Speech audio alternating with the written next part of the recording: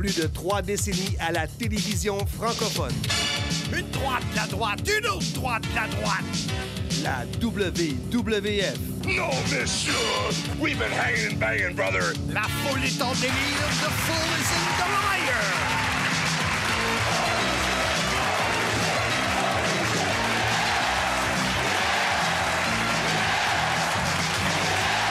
La WCW.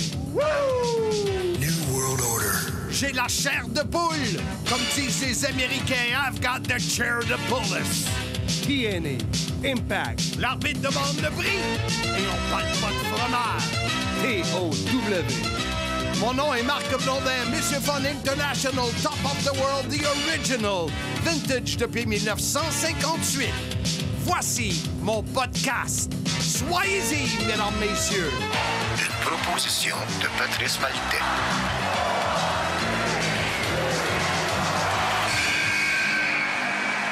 Le podcast Soyez-y, mesdames, messieurs, est présenté par IG, Gestion de patrimoine, Bureau Montréal, Rive-Sud. Alors, pour vos détails, si vous commencez ou si vous avez déjà commencé, mais vous n'êtes pas entièrement satisfait pour votre retraite, la planification est importante. Faites comme moi. Communiquez avec IG, Gestion de patrimoine, Bureau Montréal, Rive-Sud, Sylvain, Maxime, Louis-Philippe. Encore, écrivez-moi en privé. Je vais vous mettre en contact avec les gens de IG, Gestion de patrimoine. Oh que oui, Jean-François Kelly, de retour derrière le micro du gros podcast, le CIM, le podcast de Marc Blondin. Soyez-y, mesdames, messieurs. Nous sommes le 2 novembre 2021. Bienvenue. Oui, je suis sûr. Parce que Marc... On a recommencé parce qu'au départ, il pensait qu'on était le 9 novembre. Ben non, on est le 2 novembre, émission numéro 33. J'ai tellement hâte à Noël que je saute les semaines. Ouais, t'es le genre à mettre tes décorations à partir du mois d'octobre, hein, je pense. Septembre. Nous filons sur la neige blanche en ce beau jour de dimanche à travers les sapins verts. C'est l'hiver, c'est l'hiver, c'est l'hiver. Fin septembre. Ben, tu fais bien. Moi, la première feuille qui tombe, qui change de couleur, je mets mes affaires de Noël. Ouais, t'as peur de te geler le bout des doigts, je pense, hein? C'est plus les bouts des lèvres. Oui, d'accord. Ouais. Puis, je les enlève au moment où ma langue elle colle sur le métal dehors. Aïe, aïe, tu me fais mal à mon cœur d'animal. L'immigré. Oh, comme dans A Christmas Story, une histoire de Noël.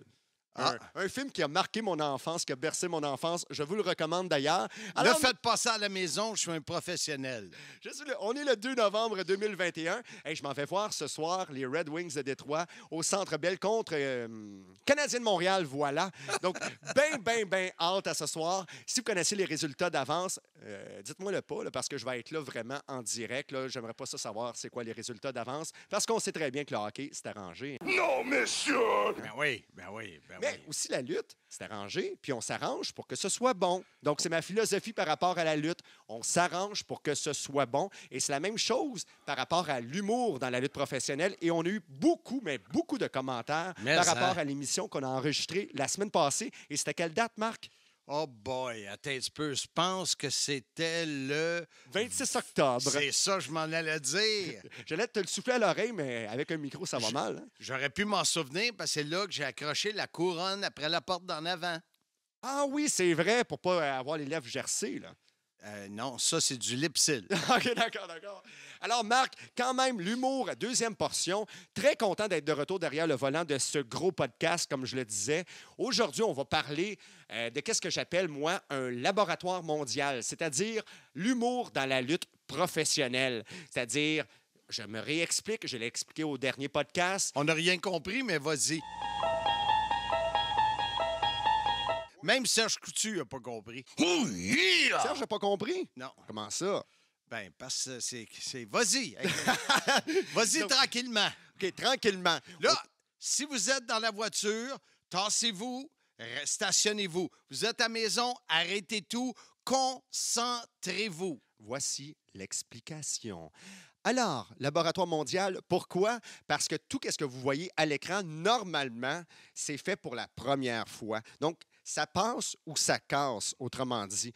Contrairement aux spectacles d'humour, les spectacles d'humour ont été rodés dans des petites salles style le Bordel Comedy Club à Montréal. Et la lutte professionnelle, c'est directement à la télévision de façon mondiale, surtout à la WWE et à la All Elite. Là. Donc, il faut lever notre chapeau pour l'audace des lutteurs et du monde qui performe dans la lutte professionnelle pour l'humour. Je suis pas d'accord avec toi. Vas-y donc. Tu dis surtout WWE, All Elite. Moi, je te dirais toutes les fédérations dans le monde. Tu es dans le vestiaire, tu dis ça va être drôle, on le fait. Oui, mais d'accord. Ça se peut que ça soit pas drôle. Moi, je dis ça dans le sens que les deux fédérations que j'ai nommées sont diffusées mondialement. Mais c'est sûr et certain qu'une fédération indépendante, quand tu es un spectateur dans la foule que tu vois de l'humour, c'est sûr et certain que c'est audacieux de la part du lutteur ou de la personne qui fait l'humour. Là. Mais je veux dire que c'est pas mondial. Là. C'est-à-dire c'est fait pour une place en particulier. Oui. Correct. Mais je suis d'accord avec toi. Je suis d'accord avec toi. Même dans la plus petite des fédérations indépendantes, quand il y a de l'humour, c'est audacieux parce que ça passe ou ça casse. C'est ça. C'est ça. Et aujourd'hui, si on veut... moi, je vais donner un exemple. Moi, j'ai Orange Cassidy que j'ai en tête de la All Elite Wrestling. Orange Cassidy qui est un personnage plutôt nonchalant, les deux mains dans les poches. Mais donc, il a imposé ce style d'humour, c'est-à-dire un personnage nonchalant qui fait rire la foule, mais au final, qui est un lutteur tout à fait spectaculaire. Il y a toutes sortes d'humour dans la lutte professionnelle. Stone Cold Steve Austin en a fait avec Kurt Angle, Stone Cold de façon solo également. Donc, il faut être aussi également une personnalité forte pour imposer de l'humour dans la lutte professionnelle parce que c'est pas n'importe quel lutteur qui peut arriver et imposer son humour et que ça fasse réagir instantanément les gens. Tu vois, il y a quelques semaines, Handsome GF et moi, on a fait Bound for Glory. Puis il y avait Call Your Shot match Gauntlet avec 28 heures. Okay. Et puis, moi, j'ai pris celui qui avait zéro chance de gagner, qui était Johnny Swinger, qui est un personnage qui est accroché dans les années 70. Il a son fanny pack en avant, des petits rubans. Écoute, quand il a été éliminé, le monde a boué.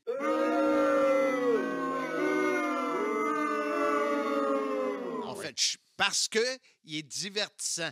Il n'est pas bon, il est passé date, mais j'ai été surpris de la réaction de la foule au Ballyhoo à Vegas. Ouais. Il y a eu vraiment là, une déception quand il a été éliminé. Pourtant, le monde ne voulait pas qu'il gagne. Il savait qu'il n'était pas dans... Il était le 20e sur 20, là, puis il y avait des femmes dedans.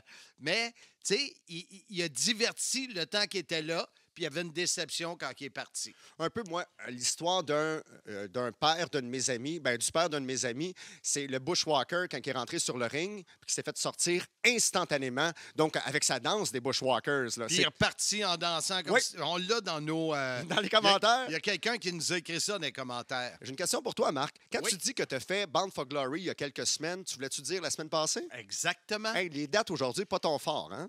Bien, les carrés, ça, c'est bon. Ah oui, les carrés au fort? Non, aux dates. Et boboy! Ah, d'accord.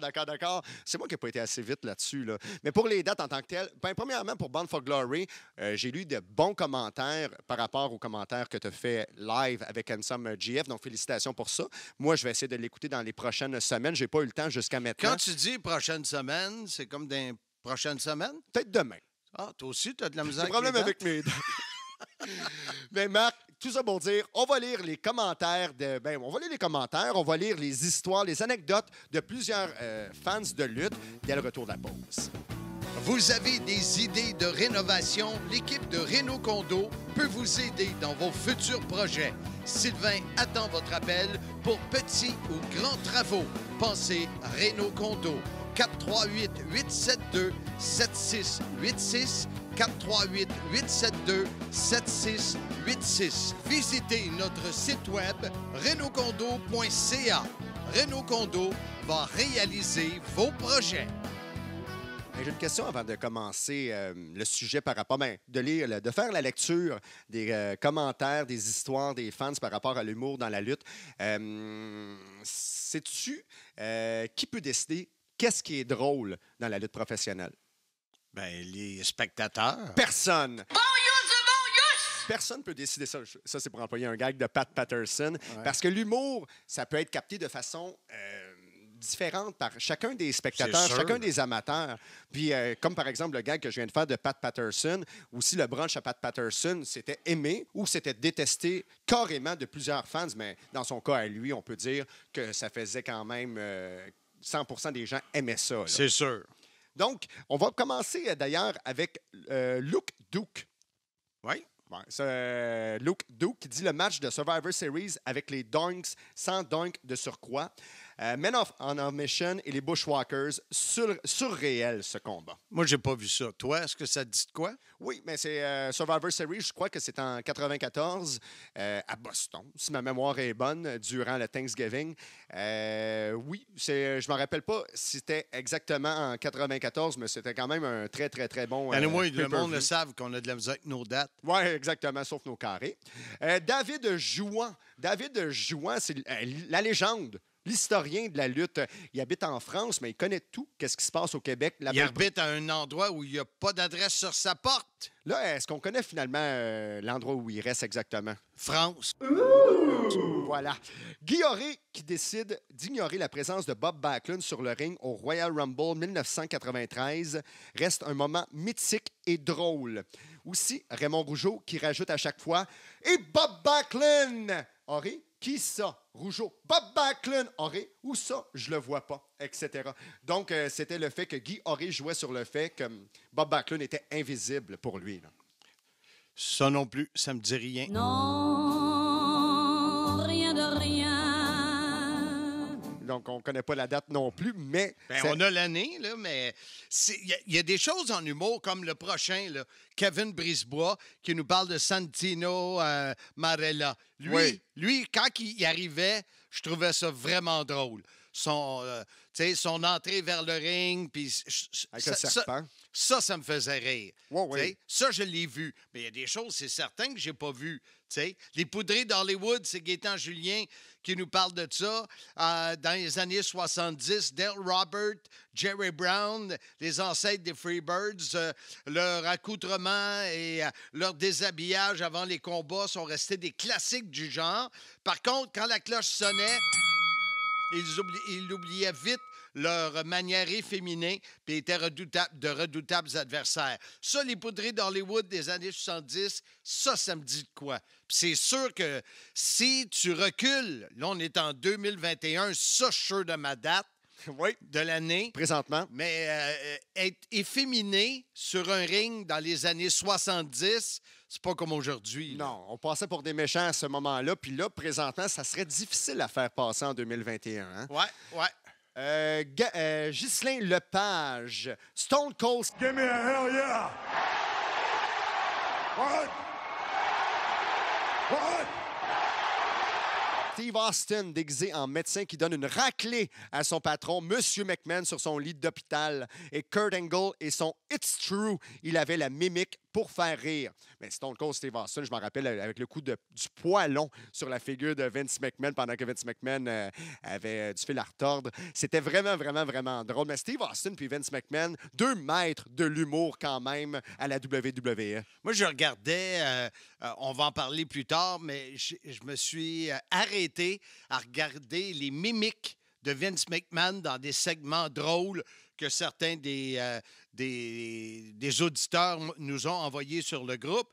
Et puis, écoute, vendre une expression, là, McMahon, il était solide. Là. Oui, puis on oublie Vince McMahon parce qu'il fait partie, évidemment, du patronat de la WWE, mais c'est un des plus drôles. Là. C'est un personnage crédible, donc lorsqu'il lui arrive quelque chose, que ce soit là à l'hôpital ou que ce soit lorsqu'il fait changer sa voix au micro pour sonner différemment, la foule rit automatiquement parce que c'est Vince McMahon. C'est le genre d'humain que c'est facile de faire rire les spectateurs. Et justement, Gaétan Julien de l'ancienne Lorette qui nous dit, et c'est ça que je faisais allusion, il y en a plusieurs qui nous en ont parlé, le visage de McMahon, en tout cas, écoute, il y a la face dans le derrière de Rikishi, pas à peu près. J'ai vu le segment au complet. Écoute, ça, avec c'est... The Rock.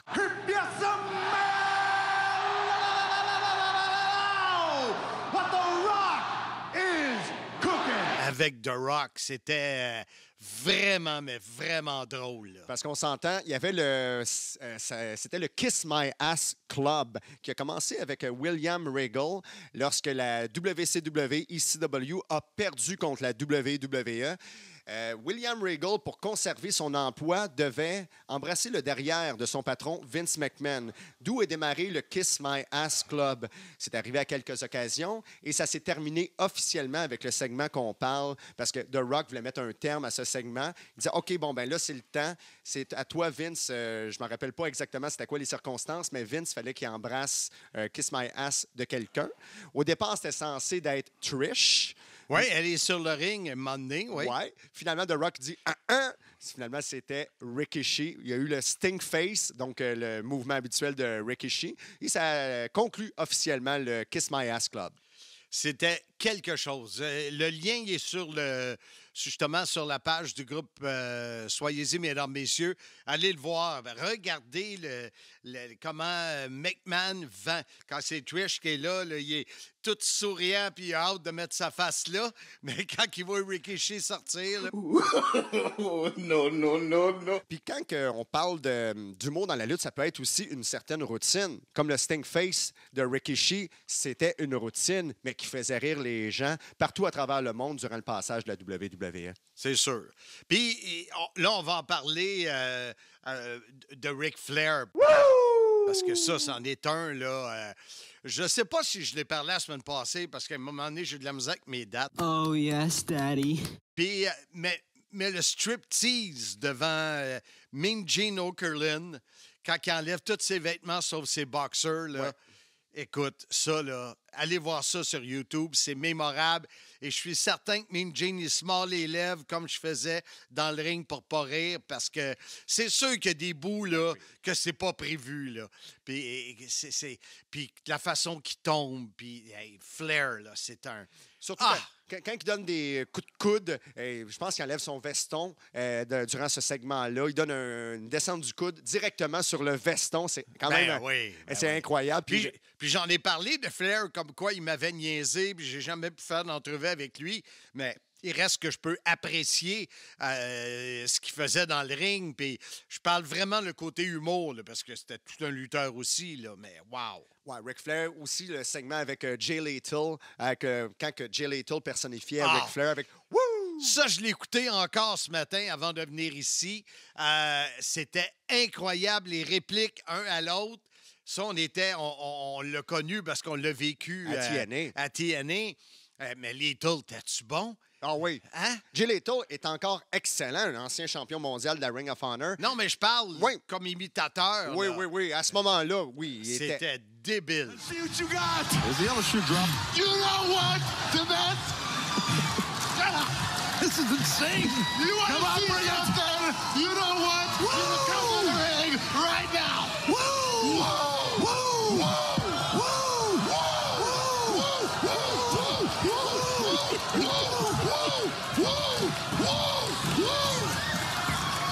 Là, t'as la réplique d'un qui dit quoi, l'autre qui répète la même affaire. C'était une autre chose. Allez voir ça, là. Lethal Flair, vous allez...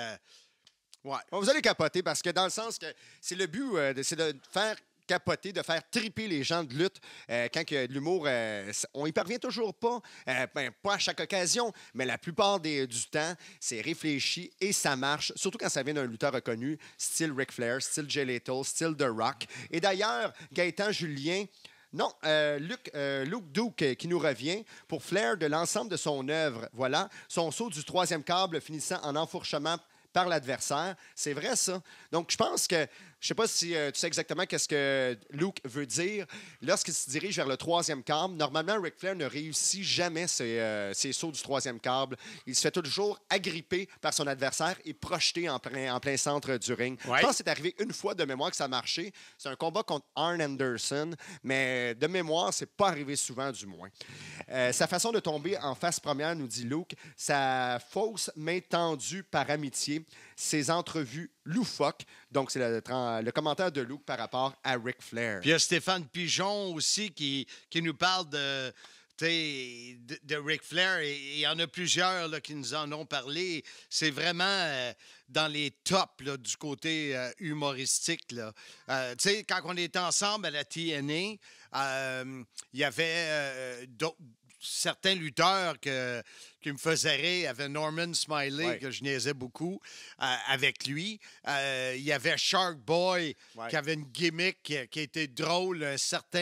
On est loin, là. On parle pas de Steve Austin, on parle pas de The Rock, on parle pas de Flair, mais c'était des bouts qui étaient drôles. Curryman, qui était Christopher Daniels, c'était drôle, ça aussi. Parce que c'est pas nécessaire de nous faire rire aux éclats, l'humour. Là. Nous faire sourire, c'est déjà gagnant. C'est sûr. C'est sûr. C'est ça que tu parlais tantôt, Gaétan, qui nous ramène dans un Royal Rumble. Les deux Bushwhackers rentrent dans l'arène, se fait sortir en 10 secondes, puis il reprend la route du vestiaire comme si de rien n'était. Oh boy, j'entends la publicité, c'est stressant, ça. On y va. Le podcast Soyez-y, mesdames, messieurs, souligne l'appui de Pneus et Mag Côte-Saint-Louis sur la rive nord de Montréal. Mon choix en matière de pneus et mag. Le plus gros inventaire de pneus et mag neufs et usagés des Laurentides. On parle ici de plus de 5000 pneus d'occasion en stock. Tu cherches des pneus, des roues, c'est la place. Vous verrez que notre équipe est de loin la meilleure dans le domaine. Rapidité, efficacité, sans oublier les sourires. Demandez un prix en communiquant au 450-437-9771. Oh que oui, Marc. Vraiment, on a de bons commentaires aujourd'hui. Plutôt de bonnes anecdotes concernant l'humour dans la lutte. Moi, je pense que tu as fait une entrevue avec George the Animal Steele et je vais faire un lien avec Stéphane Pigeon, son compte personnel. Stéphane Pigeon, perso, qui nous dit que George the Animal Steele, qui mangeait le coin du ring comme casse-croûte, donc comme des pop-corn finalement. Tout un personnage, George the Animal Steele. Avec sa langue colorée, puis écoute, moi, j'en ai fait, à un moment donné, c'était dans des Saturday Night Main Event, puis il était comme en amour avec Elisabeth, puis il y avait la petite poupée d'Elisabeth dans ses mains, puis d'ailleurs, je vais utiliser, quand je disais, est-ce que tu seras prêt quand la cloche va sonner? Puis il dit sonner, je l'ai utilisé pour des sons dans les podcasts. C'est la voix de George the Animal Steele. George, you must be very anxious to even the score with Danny Davis. Elizabeth! Oui, une belle poupée de la belle Elisabeth, mais retournons au match. Back to the match with Danny Davis. He really hurt you with that bell. Elizabeth! C'est sa voix à lui. Ouais. Donc, ça, c'est intéressant à voir. Je ne sais pas si tu l'as mis en ligne, mais ça serait intéressant d'avoir l'entrevue au complet. Je m'en rappelle de l'entrevue, mais je ne sais pas si tu l'avais mis en ligne. Donc, ça pourrait être très, très intéressant parce que George the Animal Steele a frappé l'imaginaire. Tout le monde en parle encore, les plus nostalgiques dans la lutte. J'inclus sûrement David Jouan là-dedans. Ou les plus vieux. Les plus vieux aussi. Ceux qui ont la nostalgie aussi voyons, comment ça s'appelait déjà, là, j'ai un blanc de mémoire. L'Aréna où étaient présentés les shows à Montréal auparavant, avant le Forum de Montréal. Le Centre Paul Sauvé. Le Centre Paul Sauvé. Plusieurs personnes qui ont la nostalgie de la lutte professionnelle à Montréal, au Québec, me parlent constamment du Centre Paul Sauvé. Je suis jamais allé là, moi. Jamais? Jamais. Hey, le Centre Paul Sauvé a fermé en quelle année à peu près?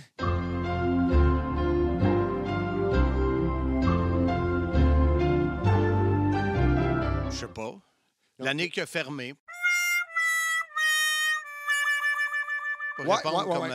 Tu me réponds des fois. Oui, exactement. Donc, ça a marqué vraiment l'imaginaire des gens. Il faudra s'informer là-dessus. Mais quand même, il y avait sûrement beaucoup d'humour également au Centre Paul Sauvé. On parlait, juste avant la pause, du rock et Mankind, que tu as vu d'ailleurs en vidéo. Oui, bien, comme ce que j'ai regardé, puis je l'avais déjà vu à quelques reprises quand il s'installe avec sa guitare et le respect de la foule pour lui. Ce segment-là, écoute, celui que j'ai vu, c'est la chanson parce que c'est quelqu'un qui l'a écrit dans les commentaires puis qui a mis le lien, la chanson pour Vicky Guerrero. Puis écoute, c'est vraiment drôle, là. Ouais. Elle s'habille comme une pute, mais une pute de bas de gamme. Ah, écoute, c'est le monde, le rit, là, c'est vraiment bon. Hold on, Vicky. Don't go anywhere because we want to sing you out. We'll sing you goodbye properly. We said biatch.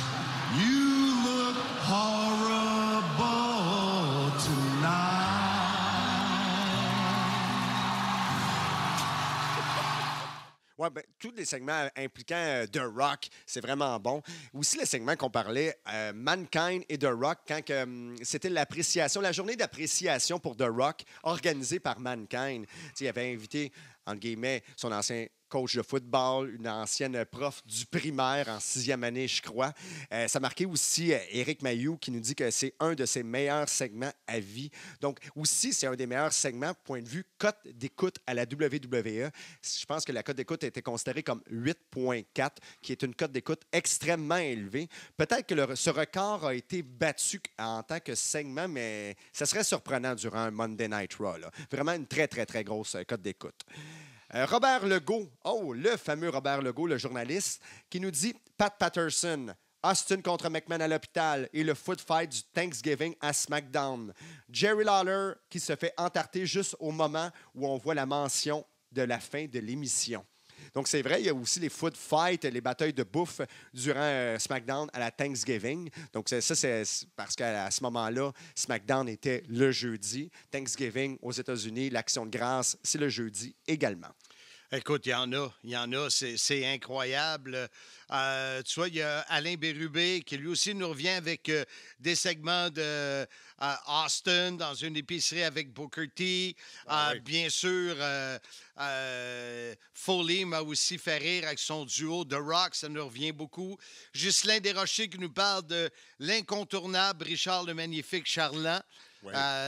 Qui était vraiment, vraiment drôle. C'est un naturel, Richard. Il était vraiment puissant en humour. T'es qui, toi?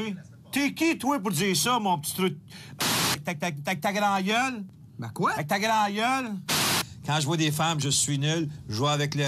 C'est vrai, vous l'avez dit, lorsque vous voyez des femmes, vous êtes nuls. C'est vous qui Fais le pas dites. ton petit caca, OK?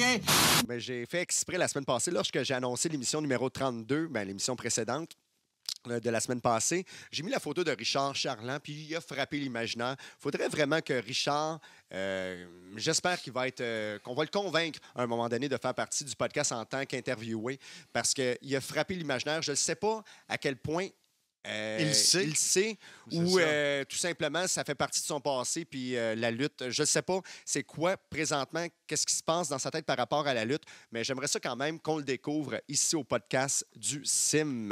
Ça, c'est rare que je ne suis pas d'accord avec quelqu'un, mais Sébastien Mainville qui dit « Je ne trippe pas trop sur l'humour dans la lutte, c'est souvent trop stupide, mais il y a des exceptions comme The Rock faisait bien rire et Big E dans New Day. » Puis tu vois, moi, Big E, je suis pas capable. Ah non? Moi, c'est le contraire. Big E, là, vraiment, là, il me fait rire ces temps-ci. C'est un des personnages à la WWE. Ben, ces temps-ci, peut-être, mais moi, là, on recule d'un an ou deux, là, je n'étais pas capable. Quand que ça sortait, là, eux autres, là, on disait je tombais toujours sur eux autres, puis je switchais. Fini. Ah, ben, pour vrai, quand on y va live en personne, quand it's a new day, oh yes it is. Toute la foule crie, la foule vraiment. La foule a le droit de trouver ça bon. Moi, j'ai le droit de trouver pas ça bon. Oui. Donc, c'est ça qu'on disait d'ailleurs. L'humour, on se retrouve ou on se retrouve pas dans chaque manière d'humour d'ailleurs.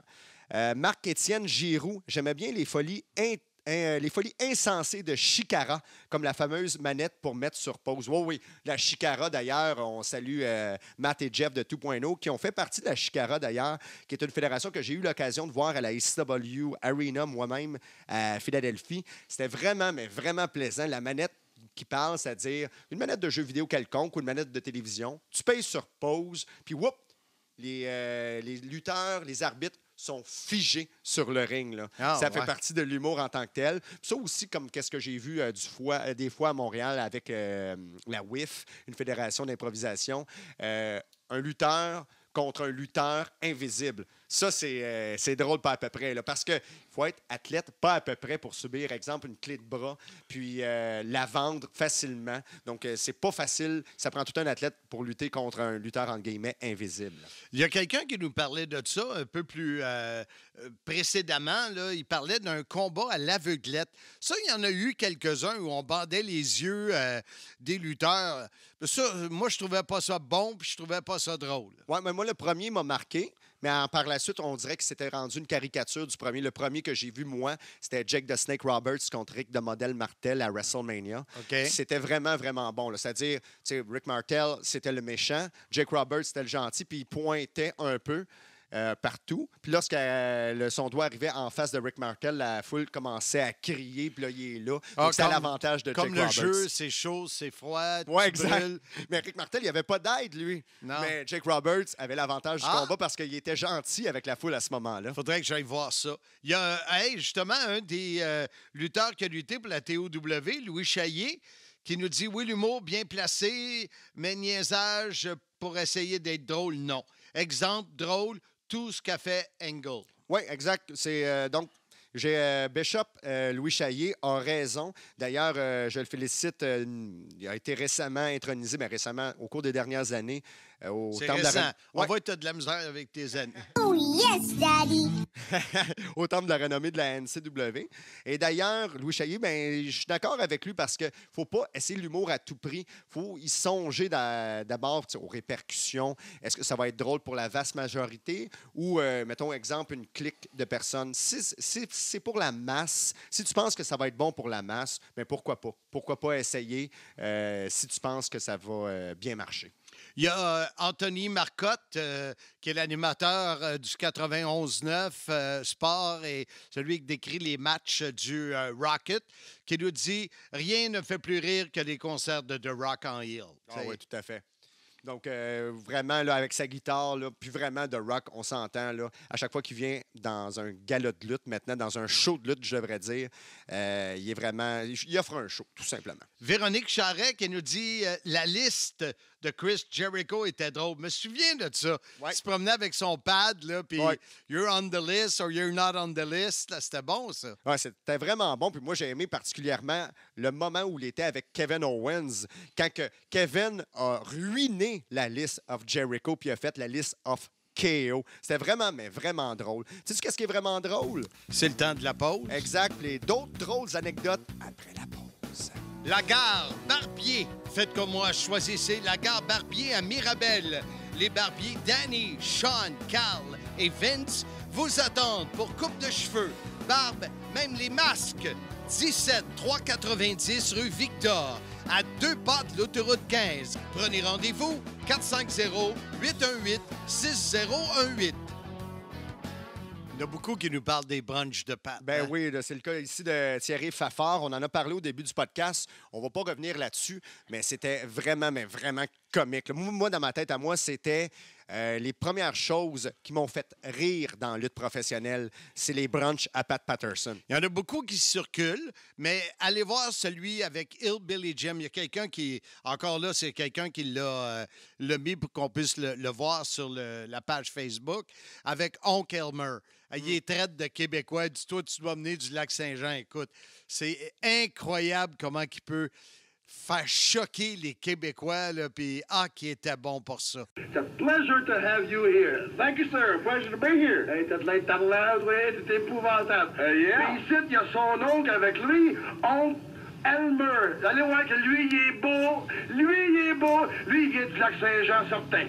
Oncle Elmer, ça me fait plaisir de t'avoir ici.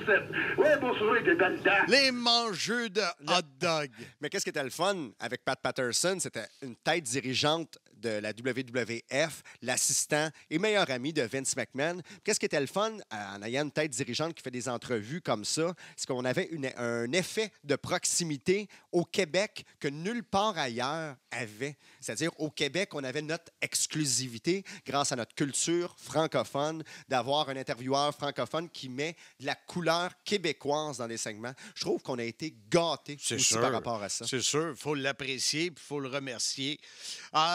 Édouard Carpentier, hein, quand le tape faufoune, qu'est-ce qu'il disait aussi qui était drôle?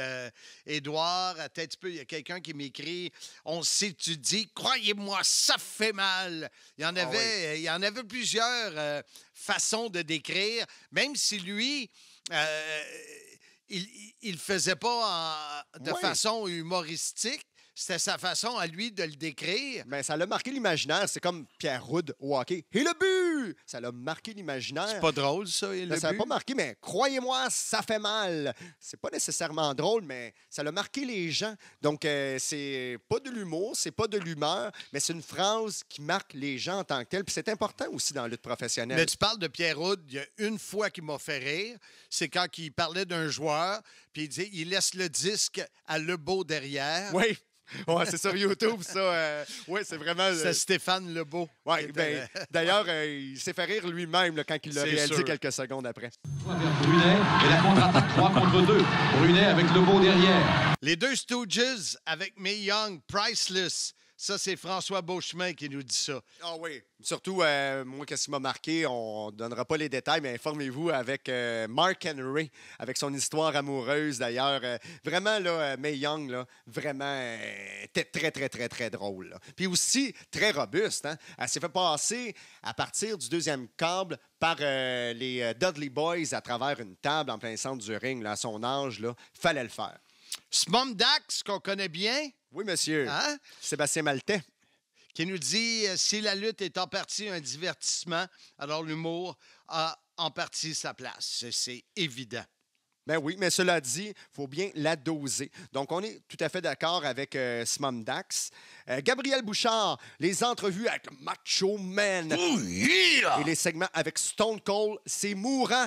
LOL. Owen Hart aussi, son chandail Owen 316. Oui, tout à fait. Donc, son chandail Owen 316 parce que il avait brisé le cou de Stone Cold Steve Austin. Puis son slogan à ce moment-là, c'est I just broke your neck.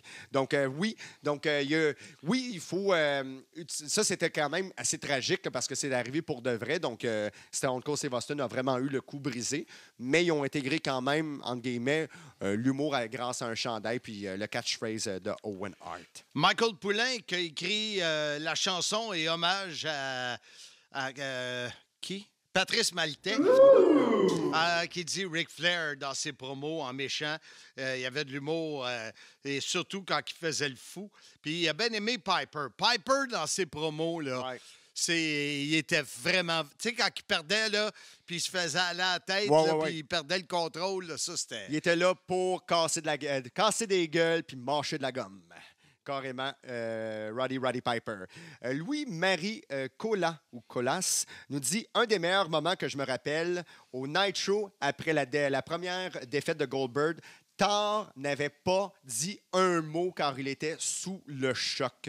Comment faire rire sans parler? » Quand on parle de Thor, on parle de Marc Lacroix, qui est un de mes amis de longue date, qui était dans mes gladiateurs, puis qui était l'ami de Goldberg pendant des... Ça, c'était pas de l'humour, mais moi, je percevais ça comme vraiment, vraiment de l'humour en tant que tel, parce que lui, il voulait que son personnage à la télévision soit crédible, Thor. Donc, moi, je suis le partenaire d'entraînement de Goldberg pendant que Michel Le Tourneur faisait partie de la NWO, puis je pense qu'il en fait encore partie. New World Order. J'ai vu Le Tourneur hier.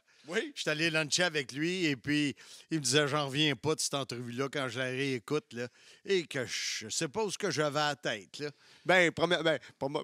Pour moi, d'après moi, il se croyait à ce moment-là. J'ai dit même Kelly et moi, on savait pas que tu avais vraiment fait partie de la NWO. New World Order. Ouais, je le sais, c'est pas fort. D'après moi, Michel pense que présentement, c'est le seul membre survivant de la NWO au monde. Ça se peut bien. On le salue, Bob. Hey, on va faire une petite pause, Marc, qu'en penses-tu? Puis après, on va conclure. Oui, bonne idée. Ben pourquoi pas? Pierre, à toi. Le podcast Soyez-y, mesdames, messieurs, est fier d'ajouter à sa liste de partenaires Sécurité L de Mercy-Fils de Valleyfield. Un choix de confiance depuis 1978. Maintenant reconnu partout au Québec. Vente, installation de systèmes de sécurité résidentiels, commercial, industriels et institutionnels. Alarmes, feux, vols, médicaux, caméras de surveillance et tellement plus.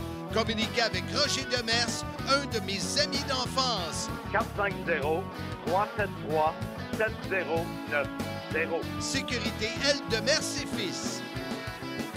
Y Es-tu assez bon, Pierre Gauthier, pareil, hein? Tu trouves? Oh, yeah! Ben, je trouve, ouais. Pour au salaire que tu le payes, c'est sûr et certain qu'il doit être excellent. Là. Il n'y a pas le choix. Le gouvernement m'envoie, comment tu appelles ça, une aide gouvernementale, tu sais, parce que quand tu veux rétablir les gens dans la société, tu sais, c'est pas pour rien qu'il se retrouve à l'Épiphanie. Il était barré à Laval, lui. Non. Épiphanie, c'est le nom d'une ville, soit dit en passant. C'est pas le nom d'une maladie grave. Non, monsieur! Alors, Marc, l'humour dans la lutte, ça l'a marqué l'imaginaire, ça l'a marqué dans le passé. Et il y a une certaine évolution parce que l'humour évolue comme la société évolue. Donc, qu'est-ce qui passait à l'époque ne passe plus nécessairement maintenant. Et qu'est-ce qui passe maintenant ne passera plus nécessairement dans le futur, mais c'est sûr et certain que de l'humour dans la lutte, oui, il va toujours en avoir. J'ai reçu Vincent Tremblay, un ami de Cédric, un de mes chums aussi. Il m'a envoyé une photo ce matin qu'il a trouvée dans des archives dans le coin de Val-d'Or, noir et blanc, un gars qui lutte avec un ours. Ouais. Ça pouvait faire rire les gens. Ouais. Ça serait difficile aujourd'hui avec un ours. Bien, peut-être qu'il y aurait un angle possible. Qu'est-ce qu'on pourrait faire tantôt? Là, à la fin, on va mettre un 3-4 minutes que tu voulais de Mastrocola, l'affaire de l'ours avec PCO. OK. On va le rajouter. On l'a en entrevue. On va le rajouter tantôt. Bien, pourquoi pas? Bien, Éric Mastrocola va pouvoir... C'est là qu'il avait fait une commotion, je pense. Oui, hein? exact. Donc, fait que nous, on trouve ça drôle, mais pas lui. Mais non, mais moi, l'ours, en tant que tel... moi, honnêtement, j'ai tout le temps trouvé ça lent. Donc, moi, ça m'a jamais fait rire, mais ça marquait les générations avant moi. Comme les petites personnes. Oui. Il n'y en a plus aujourd'hui, presque plus. Là, c'est très rare. Oui, mais dans le temps, c'était le gros show. Là, tu sais que tu as dit ça la semaine passée, ça remplissait les arénas. Là, moi, je me souviens, Sky Lolo, Little Beaver, bien sûr. Je me souviens de Little Beaver contre King Kong Bundy. Beaver était en équipe avec Hillbilly Jim. C'était vraiment... Puis King Kong Bundy, finalement, qui décide de faire un body slam du haut de ses 6 pieds et quelques sur la personne de petite taille. C'était vraiment, mais vraiment comme... À ce moment-là, il fallait le faire. Là. C'était spectaculaire. Là. C'est sûr. Fait que, tu sais, on peut remercier tous ceux et celles qui ont écrit sur la page Facebook, qui réagissent. C'est le fun quand on met une idée de podcast et qu'on a essayé de lire à peu près tout le monde. Là, c'est sûr, il y en a que c'est redondant parce qu'on parle pas mal les choix selon les générations des auditeurs. Mais moi, je vous remercie beaucoup d'avoir participé, de nous avoir aidé à faire ce podcast-là. Votre vision, c'est quoi, vous autres, qui vous fait rire dans le monde de la lutte? C'est bon, c'était ton discours de remerciement aux Oliviers, ça, je crois, hein? Non. C'était improvisé? C'était, je l'ai traduit, là, c'était au Oscar.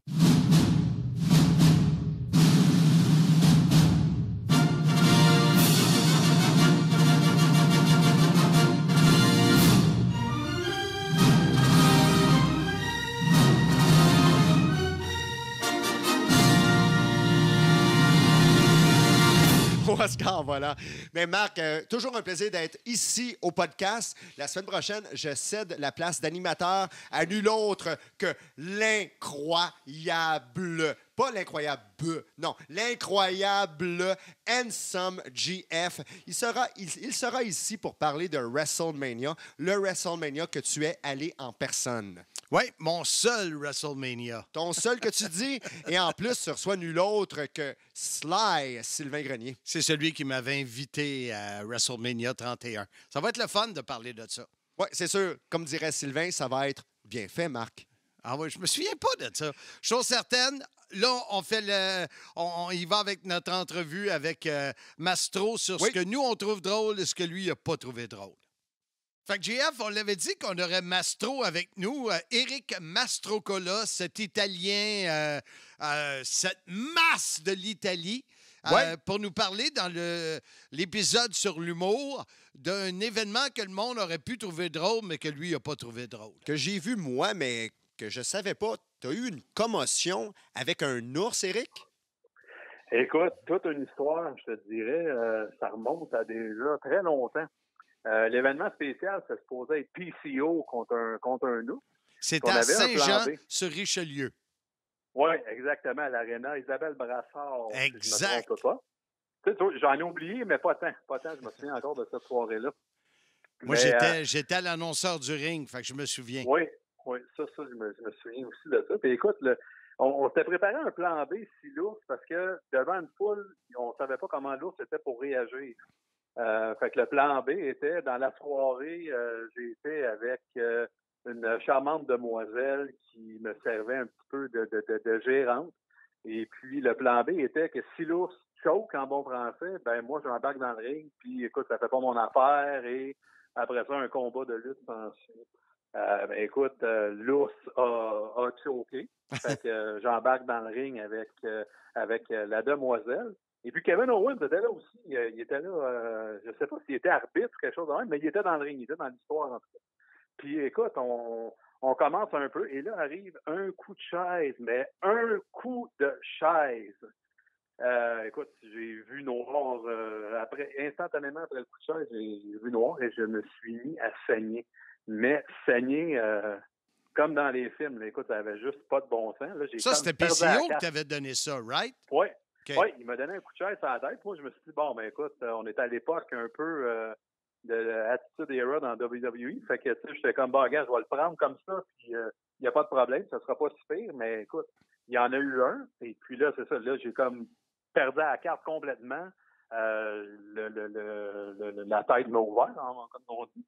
Puis écoute, peut-être une minute plus tard, j'ai reçu un autre coup de chaise. Écoute, là, ça a été le coup de grâce. Je ne savais plus où j'étais. J'étais désorienté total, puis le sang coulait. C'est une façon... écoute, j'ai vu ça dans ma vie, là, mais c'était même pas dans des shows de lutte.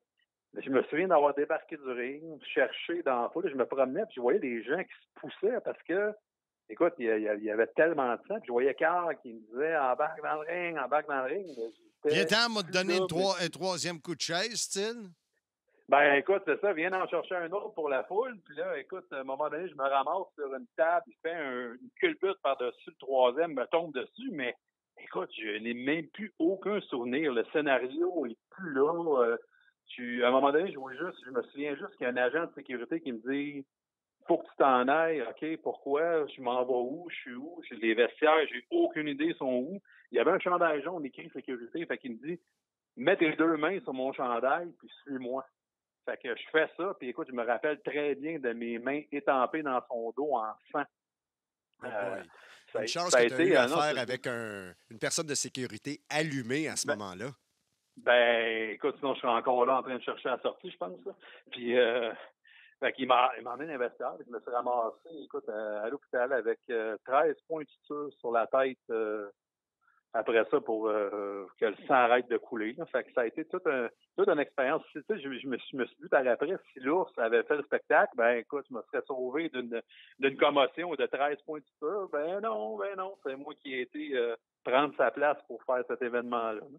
Parce que l'histoire aussi, c'est qu'un gars comme PCO prend ça tellement à cœur que, tu sais, lui, le côté humour dans le ring, il prend moins, là.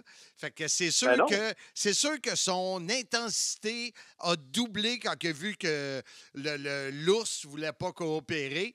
Puis ce qui pouvait être drôle au début pour les gens dans la foule, ben c'était vraiment pas drôle pour toi, là. Ben non, puis tu sais, c'était une soirée aussi que c'était un gala de boxe. Puis il y avait là-dedans des joueurs de la Ligue de hockey nord-américaine, des batailleurs de cette ligue-là, qui s'affrontaient avant. Fait que toute la soirée, les gens avaient vu des vrais coups, avaient vu des gens manger des vrais coups de poing dans le face et tout. Fait que rendant en finale, ça pouvait pas être la lutte, comment je pourrais dire, la lutte comme on la connaît. Là, fallait que ça soit plus intense, puis plus raide. Fait que je pense que ça a été ça. Puis même après, je me souviens que PCO de me dire « Eric, qu'est-ce qui s'est passé? » Mais tu sais, quand les lumières se ferment, t'as beau dire, ben là, je sais pas, mais tu vois, c'est à côté-là aussi. Là, j'étais assis dans les vestiaires après, puis j'essayais de savoir ce qui avait pu se passer. C'était les gens qui me racontaient un petit peu des choses, mais j'ai eu juste des espèces de flashs de ce qui s'est passé. Là. Fait que en tant que tel, le déroulement complet, je pourrais pas vous l'expliquer. Je peux juste vous dire les flashs que je me souviens, parce que, bon, j'ai perdu quelques minutes de ma vie ce soir-là. Là. Moi, ce que je me souviens dans le vestiaire, Éric, puis c'est C'est plate que tu... Je savais pas comment te l'amener, t'en parler, là, mais c'est quand je t'avais prêté 300 piastres. Je me suis dit, un jour, moi, y en parler pour qu'ils me le remettent, là. Puis le 300$ de ce temps-là, il en vaut 500 aujourd'hui. Oh, je te dirais 700. OK, on se reparlera tantôt. Hey, merci beaucoup, Éric, de nous avoir conté ça. Ça va finir sur une drôle de note, notre deuxième épisode de l'humour, parce que pour toi, c'était vraiment pas un épisode drôle, là, mais ce qui aurait pu être drôle avec l'ours, ça finit que c'est moins drôle avec Mastro, l'ours de l'Italie. L'ours de l'Italie. Ben, il me semble que ça te va bien. The Italian Bear, Mastro Cola. Una mattina mi sono alzato, oh vela ciao, ciao, ciao, ciao. Una mattina mi sono alzato e ho trovato l'invasor. Fait que c'est ça, mon cher JF. Traumatisant comme histoire. Merci d'avoir partagé, Éric, vraiment. Puis on va avoir l'occasion de se reparler. Dans 2 semaines, on y reparle pour les tournées TOW. Ben pourquoi pas? Parfait. C'est ça, une c'est des date, meilleurs Éric? souvenirs, par exemple. Oui, ça me fait vraiment plaisir. C'est des bien meilleurs souvenirs pour moi. C'est bon.